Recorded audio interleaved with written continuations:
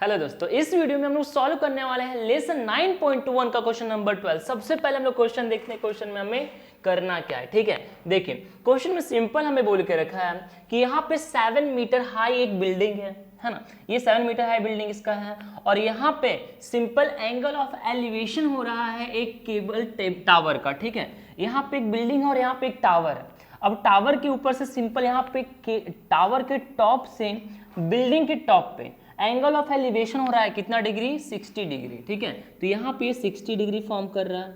अब उसके बाद बोला है कि यहाँ पे टॉप ऑफ द बिल्डिंग से, है ना, टॉप ऑफ द बिल्डिंग से फुट ऑफ द टावर पे एंगल ऑफ डिप्रेशन हो रहा है। सिंपल कितना हो रहा है यहाँ पे 45 डिग्री का। ठीक है, यहाँ पे ये 45 डिग्री का एंगल ऑफ डिप्रेशन हो रहा है। ठीक है, तो हमें यहाँ पे क्या फाइंड करना है कि यहाँ पे टोटल हाइट कितना होगा इस टावर का, ये हमें फाइंड करना है। तो सबसे पहले यहाँ पे अगर हमें height of the tower find करनी है तो टोटल क्या होगा, ए बी क्या है, total height of the tower, है ना। तो मैं यहाँ पे लिख सकता हूं ये हाइट टोटल जो है इस टावर का वो कितना है, ए से लेकर सी तक, है ना। तो देखिए यहाँ पे ए सी जो है, ए सी किससे किससे मिलकर बना है, A B plus B C से मिलकर बना है। तो मैं अगर ए सी मुझे फाइंड करना है तो A B plus B C कर दूंगा तो मुझे ए सी मिल जाएगा, है ना। तो अब देखें यहाँ पे हम लोग सॉल्यूशन शुरू करते हैं। सबसे पहले अगर ये 7 मीटर है तो ये भी 7 मीटर ही होगा। सबसे पहले यहाँ पे अगर आप चेक करेंगे तो ये क्या है आपका एक पैरेलल लाइन।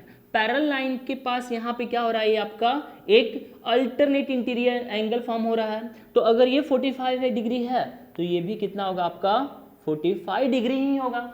क्लियर। अब हम लोग यहाँ पे ट्राइंगल डी सी ई लेंगे और इसके अंदर हम लोग क्या करेंगे, बेस फाइंड करेंगे। ठीक है, क्योंकि जितना ये बेस होगा उतना ही ये भी होगा। ठीक है, तो हम लोग सबसे पहले इस ट्राइंगल का यूज कर लेते हैं। ओके, ट्राइंगल डी ई सी के अंदर अगर आप लोग चेक करेंगे तो थीटा कहाँ पे है, यहाँ पे। तो परपेंडिकुलर कौन सा हो जाएगा, ये, और बेस क्या हो जाएगा आपका ये, है ना। तो अब हम लोगों को यहाँ पे क्या देके रखा है, परपेंडिकुलर देके रखा है। बेस फाइंड करें तो कौन सा ट्रिग्नोमेट्रिक रेशियो यूज करेंगे, तो सिंपल tan आएगा, है ना। tan में क्या होता है आपके पास परपेंडिकुलर अपॉन बेस, तो यहाँ पे आ गया आपका tan। अब हमारे पास थीटा कितना है तो 45, तो यहाँ पे आ गया 45। आगे बढ़ते हैं, फॉर्मूला क्या हमारे पास tan का, तो परपेंडिकुलर अपॉन बेस। परपेंडिकुलर हमारे पास कितना है ED, तो यहाँ पे हो गया आपका ED। बेस कितना हमारे पास है DC, तो ये हो गया आपका DC। अब चेक कीजिए आप लोग इस टेबल के अंदर tan 45 की वैल्यू क्या है, तो आपके पास कितना है 1 है ना। अब ED, तो ED की वैल्यू हमारे पास कितना है 7 मीटर, तो यहाँ पे आ गया 7। अब DC, तो DC तो हमें पता नहीं है तो हम लोग इसको एज इट इज लिख देंगे। अब नीचे कुछ नहीं, मतलब 1 क्रॉस मल्टीप्लिकेशन करेंगे तो 7 1 जा 7 एंड DC को 1 से मल्टीप्लाई करेंगे तो यहाँ पे DC ही आ गया। तो DC की वैल्यू हमारे पास कितना आ चुका है, 7 ही आ चुका है ना। तो हम लोग यहाँ पे लिख देते हैं ये कितना हो गया 7। ओके, तो अगर ये 7 मीटर है तो ये भी आपका कितना हो जाएगा, 7 मीटर ही हो जाएगा। तो हम लोग यहाँ पे भी लिख देंगे 7 मीटर। ओके, अब हमारे पास ये आ चुका है ना, इसका बेस, ये ट्राइंगल का बेस आ चुका है। तो अब हम लोग यहाँ पे ट्राइंगल ABE यूज करके हम लोग यहाँ पे ये फाइंड कर सकते हैं, है ना। तो हम लोग यहाँ पे ये ट्राइंगल को यूज कर लेते हैं। ठीक है, अब ट्राइंगल ABE के अंदर हमारे पास अगेन है क्या, बेस, और फाइंड क्या करना हमें, परपेंडिकुलर। तो सिंपल हम लोग के पास कौन सा ऐसा ट्रिग्नोमेट्रिक रेशियो है जिसके अंदर परपेंडिकुलर और बेस का रिलेशन बन रहा है, तो अगेन tan ही आएगा हमारे पास, है ना। तो यहाँ पे भी आपका tan, और इस बार हमारे पास थीटा कितना है तो 60 है, तो यहाँ पे आ जाएगा आपका 60। फॉर्मूला क्या होता है आपके पास tan का, तो परपेंडिकुलर अपॉन बेस, तो यहाँ पे भी आ गया परपेंडिकुलर अपॉन बेस। परपेंडिकुलर हमारे पास कितना है नहीं पता, तो हम लोग यहाँ पे एज इट इज लिख देंगे। तो ये हो गया आपके पास AB। बेस हमारे पास इस बार है कितना है आपके पास EB 7 मीटर, है ना। तो यहाँ पे आ गया आपका पास 7। ओके, यहाँ पे EB है तो हम लोग यहाँ पे EB लिख लेते हैं।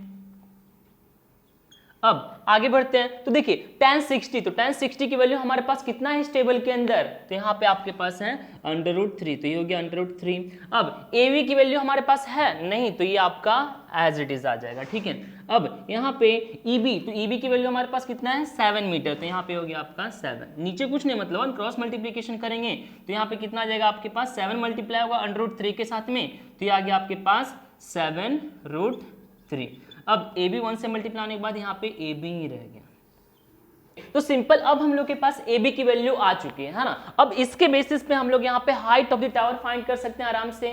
कैसे, तो सिंपल हम लोग ने यहाँ पे स्टार्टिंग में ही किए थे सॉल्व कि AC अगर हमें फाइंड करना है तो हमें क्या क्या चाहिए होगा, AB। तो AB हमारे पास कितना आया है 7√3, तो यहाँ पे लिख देते हैं 7√3 प्लस BC, तो BC हमारे पास कितना है पहले से 7 मीटर, तो यहाँ पे आ गया आपका 7। सॉल्व करते हैं तो देखिए यहाँ पे इन दोनों को प्लस करना है तो हम लोग कॉमन बाहर ले लेंगे 7 को, तो यहाँ पे 7 हो गया। यहाँ पे क्या बच चुका है आपके पास √3 और यहाँ पे कुछ नहीं, मतलब यहाँ पे क्या हो जाएगा आपका 1। तो यहाँ पे AC का सिंपल वैल्यू कितना आ चुका है 7 ब्रैकेट में √3 प्लस 1 मीटर, मतलब ये टोटल जो टावर की हाइट है ना वो कितना हो चुका है, इतना। ठीक है, तो इस सिंपल सा आंसर था आपके पास क्वेश्चन नंबर 12 का। अब हम लोग मिलते हैं क्वेश्चन नंबर 13 पे, तब तक के लिए bye bye, take care, thank you so much.